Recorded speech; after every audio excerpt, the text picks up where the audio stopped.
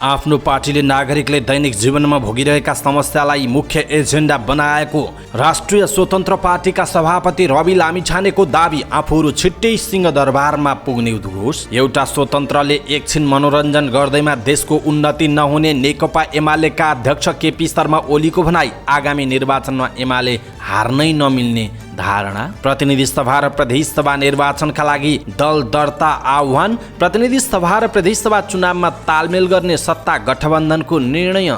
चुनावको मितिबारे सल्लाह गर्न खोज्दा केपी ओलीको फोन नलागेको सरकारका प्रवक्ता ज्ञानेन्द्र बहादुर कार्कीको भनाई। जापानबाट 14 अर्ब 69 करोड ऋण प्राप्त गर्न वार्ता टोली गठन गर्ने नेपाल सरकारको निर्णय। परराष्ट्र मन्त्री नारायण खड्का चीन भ्रमणमा जाँदै। राजनीति गर्न सजिलो नभएको नेकपा एकीकृत समाजवादीका अध्यक्ष माधव कुमार नेपालको भनाई। ऐनमा तालाबन्दी अन्त्यको व्यवस्था गर्न विश्वविद्यालयहरूलाई शिक्षा मन्त्रीको निर्देशन। सत्ता सञ्चालनको कुरा दिल्लीमा होइन जनताको बीचमा हुनुपर्छ भन्दै नेमकिपाका अध्यक्ष नारायणमान बिजुक्छेको टिप्पणी। समाज परिवर्तन गर्न सक्ने चलचित्र निर्माण गर्न आवश्यक रहेको संघीय मामिला तथा सामान्य प्रशासन मन्त्री राजेन्द्र प्रसाद श्रेष्ठको ठहर। अर्थ मन्त्रीले स्वतन्त्र रूपमा करका दर हेरफेर गर्ने व्यवस्था परिवर्तन गर्नुपर्ने नेकपा एमालेका उपाध्यक्ष तथा पूर्व अर्थमन्त्री सुरेन्द्र पाण्डेको धारणा। विपरीत सिद्धान्त भएका दलहरूले चुनावमा तालमेल गर्नु संविधान विपरीत हुने नेकपा एमालेका सांसद भीम रावलको भनाई। नेपालमा एकै दिन 912 जनामा कोरोना भाइरसको संक्रमण पुष्टि, 1 जनाको मृत्यु। रौतहटको चन्द्रपुर नगरपालिकामा रहेको धार्मिक पर्यटकीय स्थल नुन्थर पर्यटकका लागि जोखिमपूर्ण गन्तव्य बन्दै क्यानाडा पठाइदिन्छु भन्दै रकम ठगी गरेको आरोपमा अत्तरखेलबाट एक महिला पक्राउ। आर्थिक समृद्धिका लागि कृषि क्षेत्रलाई उद्योगको रूपमा विकास गर्नुपर्ने ऊर्जा मन्त्री पम्फा भुषालको धारणा। नेप्से परिसूचक 35 अङ्कले घट्यो। 2 अर्ब 62 करोडको सेयर कारोबार। पेलोसीको ताइवान भ्रमणलाई लिएर उत्तेजित नहुन चीनलाई अमेरिकाको आग्रह। नेपाली महिला फुटबल टिम फिफा वरियतामा 1 स्थान तल झर्यो। 9औं राष्ट्रिय खेलकुद प्रतियोगिताको मिति सार्न नेपाल लोकतान्त्रिक खेलकुद सङ्घ गण्डकीको माग। र समाचार पार्टी हेल्थ टिप्स अन्तर्गत आज हामी ब्लड प्रेसर लो भएमा तुरुन्त गर्नुपर्ने कामहरूको विषयमा जानकारी दिनेछौँ। हामीलाई अन्तिमसम्म हेर्नुहोला। दर्शक महानुभाव नमस्कार। समाचार पार्टी.com को न्यूज बुलेटिनमा यहाँलाई हार्दिक स्वागत छ। म प्रहलाद चन्द्र घिमिरे।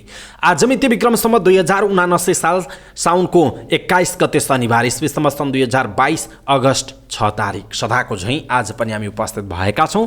आजका महत्त्वपूर्ण समाचार, ब्रेकिङ न्यूज अपडेटहरू लगायत तपाईँलाई काम लाग्ने हेर्नै पर्ने महत्त्वपूर्ण खबरहरू लिएर उपस्थित भएका छौँ। हाम्रो मेहनतका लागि यो भिडियोमा एउटा लाइक अवश्य गर्नुहोला। दर्शक महानुभाव, पलपलको न्यूज अपडेटका लागि तपाईँले अहिलेसम्म हाम्रो च्यानललाई सब्स्क्राइब गर्नु भएको छैन भने कृपया सब्स्क्राइब गर्नुहोस् अनि नजिकै आउने बेल आइकनलाई क्लिक गर्नुहोला। दैनिक रूपमा हेर्नुहुन्छ भने रेगुलर भनेर लेख्नुहोला। आज पहिलोचोटि हो भने फर्स्ट टाइम भनेर लेख्नुहोला। दर्शक महानुभाव, देशभित्र हुनुहुन्छ भने आफू रहेको गाउँ ठाउँ सहर जिल्लाको नाम लेख्नुहोला। विदेशमा हुनुहुन्छ भने कुन देशबाट हेरिरहनु भएको छ त्यो कुरा तलको कमेन्ट बक्समा कमेन्ट गर्नुहोला। आउनुहोस् दर्शक महानुभाव, आजका महत्त्वपूर्ण समाचार सुरु गरौँ। आफूहरू छिट्टै सिंहदरबारमा पुग्ने रवि लामिछानेको भनाइको प्रसङ्गबाट। राष्ट्रिय स्वतन्त्र पार्टीका सभापति रवि लामिछानेले नागरिकका समस्या ठूला दलहरूको मुद्दा बन्न नसकेको बताउनुभयो। नागरिकले दैनिक जीवनमा भोगिरहेका समस्यालाई आफ्नो पार्टीले मुख्य एजेन्डा बनाएको उहाँले बताउनुभयो। दाङमा राष्ट्रिय स्वतन्त्र पार्टीको भेलालाई सम्बोधन गर्दै उहाँले भन्नुभयो, हाम्रा एजेन्डा अरू पार्टीका घोषणापत्र जस्ता छैनन्। जनता हाम्रा मालिक हुन्, उनीहरूसँग जोडिएका समस्याहरू नै हाम्रो पार्टीका मूल मुद्दा हुन्। यसबाट हामी विचलित हुँदैनौँ, उहाँको भनाइरहेको छ। उहाँले आफ्नो पार्टीले जनताकै मुद्दा उठाएर चुनाव जित्ने र जनताका मुद्दाहरूको एजेन्डा बोकेर सिंहदरबारको यात्रा तय गर्ने समेत दाबी गर्नुभयो। हेर्नुहोला, सुन्नुहोला, रेकर्ड गर्नुहोला। हामीले छिट्टै जनताको मुद्दाहरूमा टेकेर सिंहदरबारको यात्रा तय गर्नेछौँ। अहिलेका दलहरूले देशमा भ्रष्टाचार बढाउने र जनतालाई मुलुकभित्रै बस्नै नसकिने स्थिति सृजना गरेको उहाँले आरोप लगाउनुभयो। उहाँले यसको विकल्पमा राष्ट्रिय स्वतन्त्र पार्टी खडा भएको बताउनुभयो। नेकपा एमालेका अध्यक्ष केपी शर्मा ओलीले नेताहरूले केही गरेनन्, अब स्वतन्त्रले गर्छ भनेर हल्ला चलाइदिने गरेको आरोप लगाउनुभयो। एक ठाउँको एउटा स्वतन्त्रले एकछिन मनोरञ्जन गर्नु एउटा कुरा हो भन्दै ओलीले छिटपुट र अपवादका रूपमा स्वतन्त्र भयो भन्दैमा देशको समग्र योजनाबद्ध विकास, उन्नति, प्रगति हुन नसक्ने बताउनु भएको छ। स्वतन्त्रहरूका सोच हुन्छन् कि हुँदैनन्? ओलीले भन्नुभयो, हुन्छन् भने बेग्ला बेग्लै सोचका मान्छेहरू आएर एउटै तालमा कसरी जान्छन्, उहाँको भनाइ छ। सरकारमा पुग्न मात्र स्वतन्त्र भनेको हो कि भन्ने प्रश्न गर्दै ओलीले भन्नुभयो, सरकारमा पुगेपछि कसको सोच कसले मान्ने हुने कुरै होइन त्यो, तर एउटा हल्ला के चलाइदिन्छ भने स्वतन्त्र भनेर चलाइदिन्छ, सम्भव हुने कुरै होइन त्यो, उहाँको भनाइ छ। दुनियाँका मान्छे सबै पागल भएर दलीय सिस्टम आएको हो र भन्ने प्रश्न गर्दै ओलीले भन्नुभयो, मेचीदेखि महाकालीसम्मको मान्छे एउटा कार्यक्रम र एउटा उद्देश्यमा चलेन भने राष्ट्र निर्माण कसरी हुन्छ, उहाँको प्रश्न छ। देश बनाउन फरक फरक सोच भएका व्यक्ति नभई एउटै सोच र उद्देश्य भएका व्यक्तिहरू एक हुनुपर्ने ओलीको भनाइरहेको छ। दर्शक महानुभाव, यसप्रति तपाईँको धारणा के छ? आफ्नो धारणा तलको कमेन्ट बक्समा कमेन्ट गर्नुहोला। यसैबीच प्रमुख प्रतिपक्ष दल नेकपा एमालेका अध्यक्ष एवं पूर्व प्रधानमन्त्री केपी शर्मा ओलीले प्रतिनिधि सभा र प्रदेश सभा निर्वाचनमा आफ्नो पार्टीले हार्नै नमिल्ने बताउनुभयो। आफ्नो पार्टीले सो निर्वाचन हार्दा देशले हार्ने भएकाले जित्नै पर्ने अवस्था आइपरेको अध्यक्ष ओलीको जिकिर छ। पार्टीको उपत्यका विशेष प्रदेश कमिटीले भक्तपुरको बोडेमा आयोजना गरेको एक कार्यक्रममा बोल्दै उहाँले देशलाई हार्न नदिनका लागि पनि आफ्नो पार्टीले आगामी निर्वाचन जित्नै पर्ने भन्दै त्यसको तयारीमा जुट्न पार्टीका नेता र कार्यकर्ताहरूलाई निर्देशन दिनुभयो। सत्तारूढ गठबन्धन र यसका नेताहरूले देशलाई दुर्गतिमा डुबाएको उल्लेख गर्दै अध्यक्ष ओलीले त्यसबाट देशलाई जोगाउन पनि आफूहरूले प्रतिनिधि सभा र प्रदेश सभा निर्वाचनमा विजयी हुनुको विकल्प नभएको दोहोर्याउनुभयो। उहाँले सत्तारूढ गठबन्धनमा आबद्ध नेताहरूले आफ्नो स्वार्थका लागि देश विरुद्ध जस्तो सुकै कुकर्म गर्न पनि पछि नपर्ने आरोप पनि लगाउनु भएको छ। निर्वाचन आयोगले आगामी मक्सिर 4 मा हुने प्रतिनिधि सभा र प्रदेश सभा सदस्य निर्वाचनका लागि राजनीतिक दलहरूलाई दर्ता हुन आह्वान गरेको छ। आयोगले एक सार्वजनिक सूचना निकालेर 31 साउनभित्र दर्ता हुन आह्वान गरेको हो। राजनीतिक दलहरू निर्वाचन आयोगमा दर्ता हुने भए पनि निर्वाचन प्रयोजनका लागि हरेक पटकको निर्वाचनमा दर्ता हुनुपर्छ। आयोगले दल दर्ताको निवेदनका लागि दलको विवरण, दलको केन्द्रीय, प्रदेश र जिल्ला समितिका पदाधिकारीको विवरण र सङ्ख्या अनि वार्षिक लेखा परीक्षण प्रतिवेदन माग गरेको छ। आयोगले केन्द्रीय र प्रदेश स्तरको समितिको पछिल्लो निर्वाचन भएको मिति समेत उल्लेख हुनुपर्ने भनेको छ। यस्तै दल दर्ताका लागि प्रतिनिधि सभाको छुट्टै अनि प्रदेश सभाका लागि हरेक प्रदेशका लागि छुट्टा छुट्टै निवेदन दिनुपर्नेछ। आयोगले दल दर्ताका लागि सार्वजनिक बिदाको दिन समेत कार्यालय खुल्ला हुने जनाएको छ। सत्तारूढ 5 दलीय गठबन्धनले आगामी मक्सिर 4 गते हुने प्रदेश सभा र प्रतिनिधि सभा निर्वाचनमा चुनावी तालमेल गरेर अगाडि बढ्ने औपचारिक निर्णय गरेको छ। प्रतिनिधि सभा र प्रदेश सभा निर्वाचनको मिति घोषणा गरेको भोलिपल्टै शुक्रबार प्रधानमन्त्री निवास बालुवाटारमा बसेको सत्तारूढ 5 दलीय गठबन्धनको बैठकले सो निर्वाचनमा पनि चुनावी तालमेल गरेर अगाडि बढ्ने निर्णय गरेको हो। चुनावी तालमेललाई न्यायपूर्ण र व्यवस्थित बनाउनका लागि कार्यदल गठन गरी अगाडि बढ्ने सहमति पनि गरिएको सञ्चार तथा सूचना प्रविधि मन्त्री एवं नेपाली कांग्रेसका नेता ज्ञानेन्द्र बहादुर कार्कीले जानकारी दिनुभयो। यसैबीच आगामी मक्सिर 4 गते हुने प्रतिनिधि सभा र प्रदेश सभा निर्वाचनको मिति घोषणा गर्ने कुरा संविधान र कानुन अनुसार नै भएको सञ्चार तथा सूचना प्रविधि मन्त्री ज्ञानेन्द्र बहादुर कार्कीले बताउनुभयो। प्रमुख प्रतिपक्ष दल नेकपा एमालेले आफ्नो दलसँग परामर्श समेत नगरी सरकारले निर्वाचनको मिति घोषणा गरेको भन्दै असन्तुष्टि जनाइरहेका बेला मन्त्री कार्कीले यस्तो स्पष्टीकरण दिनुभएको हो। प्रधानमन्त्री निवास बालुवाटारमा बसेको सत्तारूढ 5 दलको बैठकपछि सञ्चारकर्मीहरूले राखेका जिज्ञासाको जवाफ दिने क्रममा उहाँले निर्वाचन आयोगको परामर्श अनुसार सरकारले सो निर्वाचनको मिति घोषणा गरेको पनि पटक पटक दोहोर्याउनु भयो। मक्सिर 4 गते प्रतिनिधि सभा र प्रदेश सभाको निर्वाचन हुने कुरा अपेक्षित रहेको उल्लेख गर्दै मन्त्री कार्कीले त्यसका लागि प्रमुख प्रतिपक्षसँग परामर्श गर्नै पर्ने भन्ने कुरामा सत्यता नरहेको दाबी समेत गर्नुभयो। उहाँले निर्वाचनको मिति घोषणा गर्नका लागि क्याबिनेट बैठक बस्नु अघि प्रधानमन्त्री शेरबहादुर देउवाले प्रमुख प्रतिपक्ष दल नेकपा एमालेका अध्यक्ष केपी शर्मा ओलीसँग फोन संवाद गर्न खोजेको तर सम्पर्क नभएको पनि जानकारी दिनुभयो।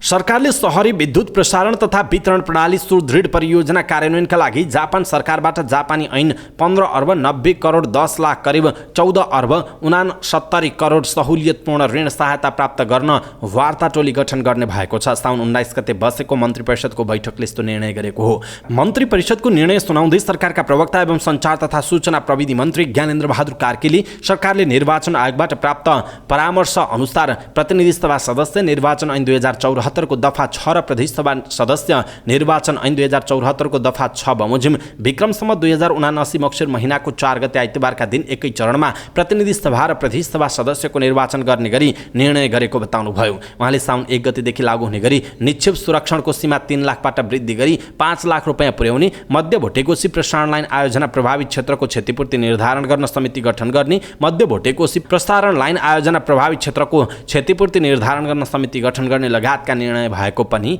बताउनु भएको छ।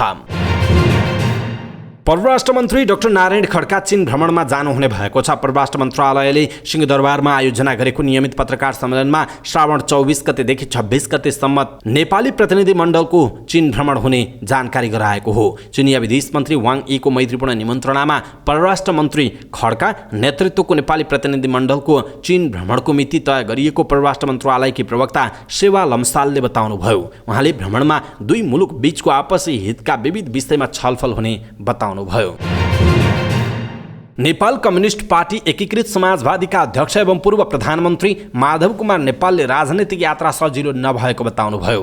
ललितपुरमा स्नेहलता जीवन कथाका पानाहरू जीवन संस्करण पुस्तकको लोकार्पण कार्यक्रमलाई सम्बोधन गर्दै उहाँले यस्तो बताउनु भएको हो। उहाँले पुराना महिला योद्धाहरूलाई राजनीति गर्न धेरै गाह्रो भएको स्मरण गर्दै अहिले पनि राजनीति गर्ने काम सजिलो नभएको बताउनुभयो। अध्यक्ष नेपालले अझै पनि राजनीति सजिलो रूपमा सम्भव नभएको बताउनुभयो। उहाँले राजनीतिमा धेरै को सामना गर्नुपर्ने बताउनुभयो। अध्यक्ष नेपालले जनताको सेवा गर्ने, समाज परिवर्तन गर्ने र देशको गरिमालाई माथि उठाउने कुरा पुराना योद्धाहरूको आचरण अनुरूपमा राजनीतिक उद्देश्य राख्नुपर्ने बताउनुभयो। शिक्षा विज्ञान तथा प्रविधि मन्त्री देवेन्द्र पौडेलले विश्वविद्यालयमा हुने तालाबन्दी अन्त्य गर्न ऐनमै व्यवस्था गरेर अगाडि बढ्न उपकुलपतिहरूलाई निर्देशन दिनुभएको छ। विश्वविद्यालय अनुदान आयोग UGCमा सम्पूर्ण उपकुलपतिहरू सहित बसेको बैठकमा शिक्षा मन्त्री पौडेलले विश्वविद्यालयहरूको आआफ्नो ऐनमा व्यवस्था गरेर लैजान निर्देशन दिनुभयो। उहाँले भन्नुभयो, तालाबन्दीले विश्वविद्यालय थिलो बनाएको छ, त्यसैले तालाबन्दी अन्त्यका लागि आआफ्नो ऐनमा व्यवस्था गरेर लैजान निर्देशन दिएको छ। मन्त्री पौडेलले ऐनमा व्यवस्था गरेर लानका लागि समय लाग्ने भएकाले ऐनमा व्यवस्था नभएसम्म वार्ताबाट समाधान गर्न तालाबन्दीको कारण कुनै पनि काम प्रभावित हुन नदिने उपाय अपनाउन निर्देशन दिएको बताउनुभयो। नेपाल मजदुर किसान पार्टी नेमकिपा का अध्यक्ष नारायणमान बिजुक्सेले अहिलेको सत्तारूढ दलहरू जनताको विरुद्धमा गएको आरोप लगाउनुभयो। पोखरामा आयोजित पत्रकार सम्मेलनमा उहाँले यस्तो बताउनु भएको हो। उहाँले अहिलेको सरकार वामपन्थीहरू तोड्न दक्षिणपन्थी मिल्न नपाउने बताउनुभयो। उहाँले राजनैतिक पार्टीहरू चुनाव अघि जनतामाझ लगेका घोषणापत्र कार्यान्वयन गर्नमा नलागेको बताउनुभयो। अध्यक्ष बिजुक्सेले चुनावमा गठबन्धन गर्नुभन्दा पहिले चुनाव घोषणापत्र आवश्यक रहेको बताउनुभयो। उहाँले चुनावलाई कसरी लैजाने, देशमा ती पार्टीहरूको बहुमत आयो भने सरकार गयो भने के काम जनताका निम्ति गर्ने, देशको निम्ति गर्ने, त्यो स्पष्ट भाषामा आउन जरुरी रहेको बताउनुभयो। उहाँले अहिलेका कम्युनिस्ट पार्टीहरू जनताको अभिमतलाई कुल्चिएर जनताको आन्दोलनलाई उल्लङ्घन गरेर कहिले कांग्रेससँग र कहिले राप्रपासँग मिल्ने गरेको भन्दै यो सिद्धान्त विपरीतको कुरा भएको पनि बताउनुभयो। संघीय मामिला तथा सामान्य प्रशासन मन्त्री राजेन्द्र प्रसाद श्रेष्ठले समाज परिवर्तन गर्न सक्ने चलचित्रको विकास र निर्माण गर्न जरुरी रहेको बताउनुभयो। शुक्रबार 22औं विश्व आदिवासी दिवसको अवसरमा काठमाडौँमा आयोजित आदिवासी चलचित्र प्रदर्शन सहित विशेष सांस्कृतिक कार्यक्रमलाई सम्बोधन गर्दै उहाँले यस्तो बताउनु भएको हो। मन्त्री श्रेष्ठले हरेक समयमा युग सुहाउँदो चलचित्र हुनुपर्ने बताउनुभयो। उहाँले विज्ञान प्रविधिको भरपूर प्रयोग भएको र स्थानीय संस्कृति र पहिचान झल्कने किसिमको चलचित्र निर्माण गर्नुपर्ने आवश्यकता रहेको बताउनुभयो। उहाँले समाजमा भइरहेका घटनाहरूलाई समेटेर समाज परिवर्तन गर्न मद्दत पुग्ने किसिमका कथावस्तु समेटिएको चलचित्र नेपाली समाजमा आवश्यक रहेको पनि बताउनुभयो। उहाँले समाजको परिवर्तनका लागि लड्ने मानिसको चलचित्र उतार्न आवश्यक रहेको पनि बताउनु भएको छ।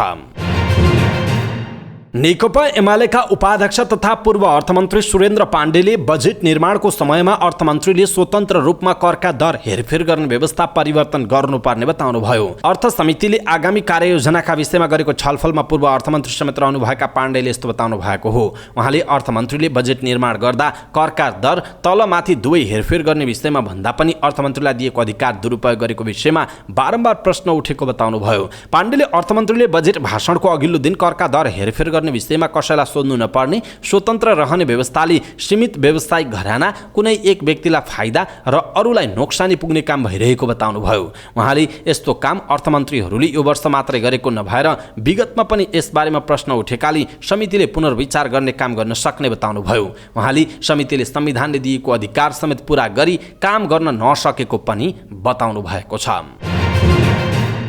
नेकपा एमालेका नेता तथा प्रतिनिधि सभा सदस्य डाक्टर भीम रावलले विपरीत सिद्धान्त हुँदाहुँदै गठबन्धनका दलहरूले आगामी निर्वाचनमा तालमेल गर्नु संविधान विपरीत भएको बताउनुभयो। काठमाडौँमा आयोजित एक अन्तर्क्रिया कार्यक्रममा बोल्दै नेता रावलले गठबन्धनमा आबद्ध राजनीतिक दलहरूले आफ्नो सिद्धान्त भएको बताउनुभयो। उहाँले गठबन्धनले आगामी निर्वाचनमा तालमेल गर्नु संविधान विपरीत हुने बताउनुभयो। उहाँले जनताको मन, निश्चित विचारधारा, दर्शन र कार्यक्रमका आधारमा लिने संवैधानिक व्यवस्था भएकाले विपरीत सिद्धान्त भएका राजनीतिक दलहरूले तालमेल गर्नु गलत भएको बताउनुभयो। नेता रावलले यस प्रकारको गठबन्धनले देशको राजनीतिलाई सिद्धान्तहीन, आदर्शहीन र गन्तव्यहीन दिशातर्फ धकेल्ने पनि बताउनु भएको छ।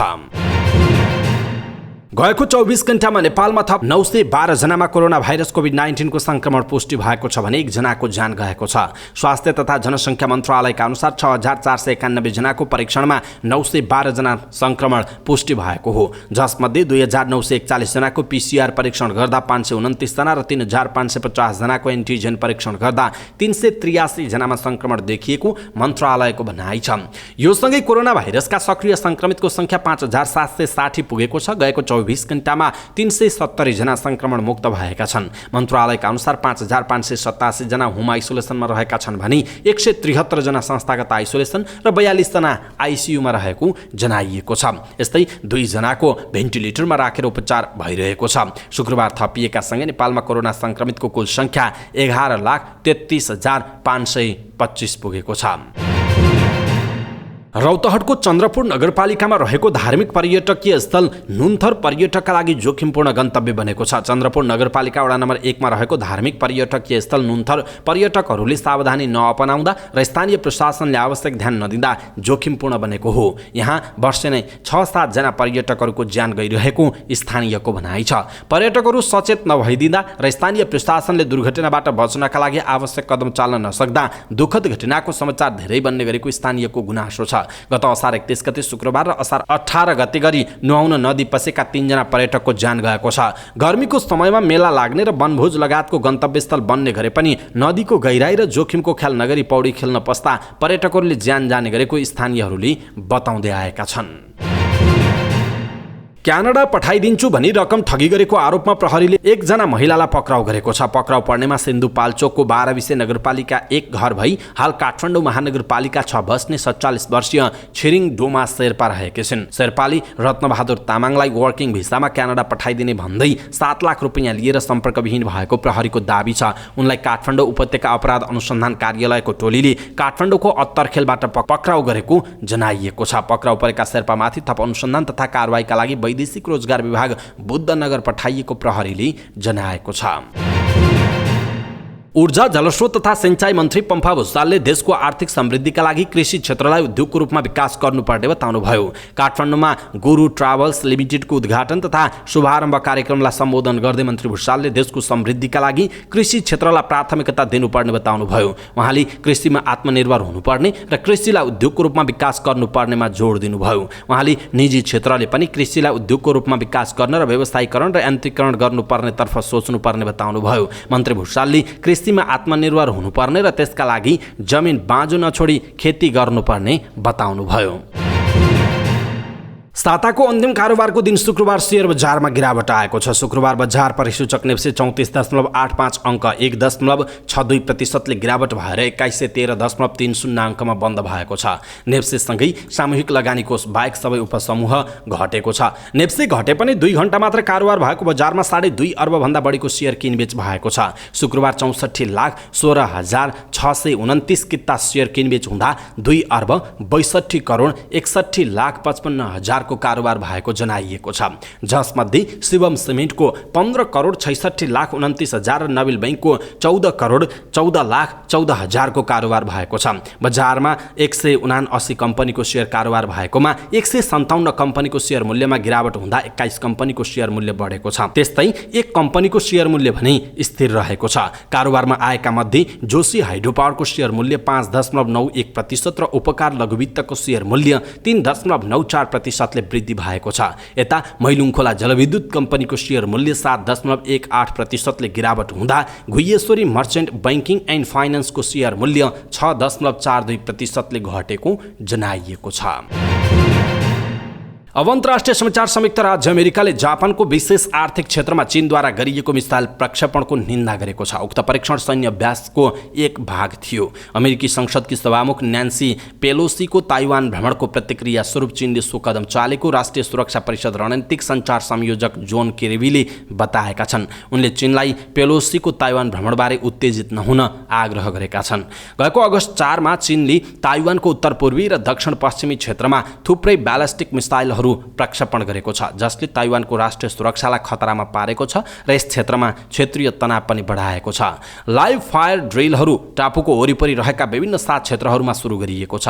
चिनिया PLA ताइवानको जल क्षेत्र र हवाई क्षेत्र नजिक संयुक्त लडाईँ प्रशिक्षण अभ्यास आयोजना गरेको सिन्हुआ समाचार एजेन्सीले यसअघि नै जनाएको छ। बढ्दो सैन्य गतिविधिले यस क्षेत्रको राजनीतिक र सामरिक सन्तुलनमा फेरबदल आउन सक्ने देखिएको छ। अब खेल समाचार। नेपाली महिला फुटबल टिम फिफा वरियतामा 1 स्थान तल झरेको छ। विश्व फुटबलको सर्वोच्च संस्था फिफाले सार्वजनिक गरेको वरियता अनुसार नेपाल 102औं स्थानमा झरेको छ। नेपाल यसअघि 101औं स्थानमा थियो। दक्षिण एसियामा नेपाल भारतपछि दोस्रो स्थानमा छ। भारत पनि नयाँ वरियतामा 2 स्थान तल झर्दै 58औं स्थानमा पुगेको छ। यस्तै बङ्गलादेश 147औं स्थानमा, श्रीलङ्का 153औं, मालदिप्स 156औं र भुटान 176औं स्थानमा छन्। नेपाली टिम 1 महिनापछि नेपालमै आयोजना हुने 6औं संस्करणको साफ महिला च्याम्पियनसिपको तयारीमा छ। दशरथ रङ्गशालामा हुने उक्त च्याम्पियनसिपमा नेपाल, श्रीलङ्का र भुटान समूह B मा रहेको जनाइएको छ। नेपाल लोकतान्त्रिक खेलकुद सङ्घ गण्डकीले नवौं राष्ट्रिय खेलकुद प्रतियोगिताको मिति सार्न माग गरेको छ। विभिन्न उपसमिति समेत गठन गरेर सरकार प्रतियोगिताको तयारीमा जुटिसक्दा कांग्रेस निकट नेपाल लोकतान्त्रिक खेलकुद सङ्घले सो माग गरेको हो। पोखरामा शुक्रबार पत्रकार सम्मेलन गर्दै नेपाल लोकतान्त्रिक खेलकुद सङ्घका केन्द्रीय अध्यक्ष देवेन्द्र शेरचनले आफूहरूलाई अपनत्व समेत नदिएको र दशैं तिहारको बेला खेलकुद प्रतियोगिता उपयुक्त नहुने भएकाले मिति परिमार्जन हुनुपर्ने बताउनुभयो। उहाँले नवौं राष्ट्रिय खेलकुद प्रतियोगिताका लागि जो उपयुक्त समय नभएको बताउनुभयो। सङ्घले प्रतियोगितामा आफूहरूको अपनत्व हुने गरी कुनै पनि समितिमा नराखिएकोमा आपत्ति समेत जनाएको छ।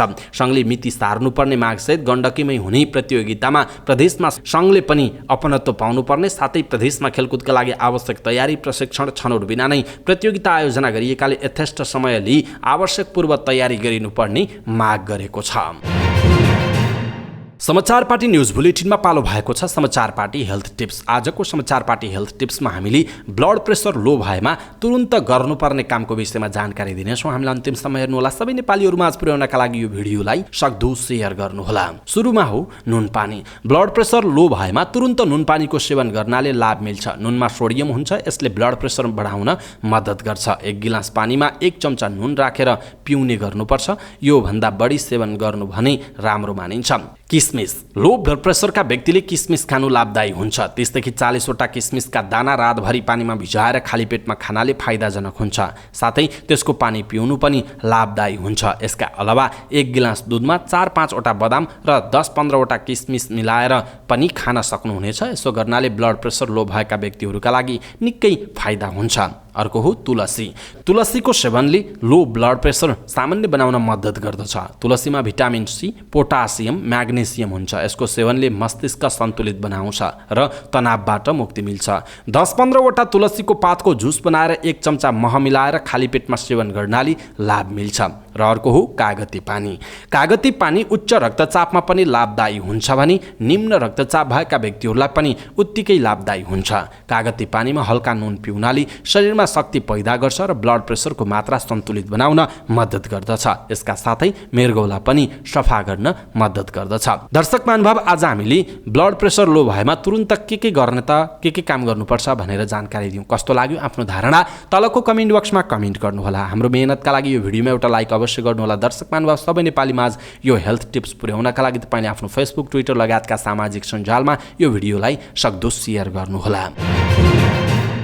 हवस् त दर्शक महानुभाव, आजका महत्त्वपूर्ण समाचार, ब्रेकिङ न्युज अपडेटहरू यति नै। हामीले प्रस्तुत गरेका यी समाचारहरूप्रति तपाईँको धारणा के छ? आफ्नो धारणा तलको कमेन्ट बक्समा कमेन्ट गर्नुहोला। हाम्रो मेहनतका लागि यो भिडियोमा एउटा सानो लाइक अवश्य गर्नुहोला। दर्शक महानुभाव, पलपलको न्युज अपडेटका लागि हाम्रो च्यानललाई सब्स्क्राइब गर्नुहोस् अनि नजिकै आउने बेल आइकनलाई क्लिक गर्नुहोला। पलपलको न्युज अपडेटका साथ फेरि हाम्रो भेट हुनेछ। तपाईँ समाचार पार्टी हेर्दै गर्नुहोस्। नमस्कार।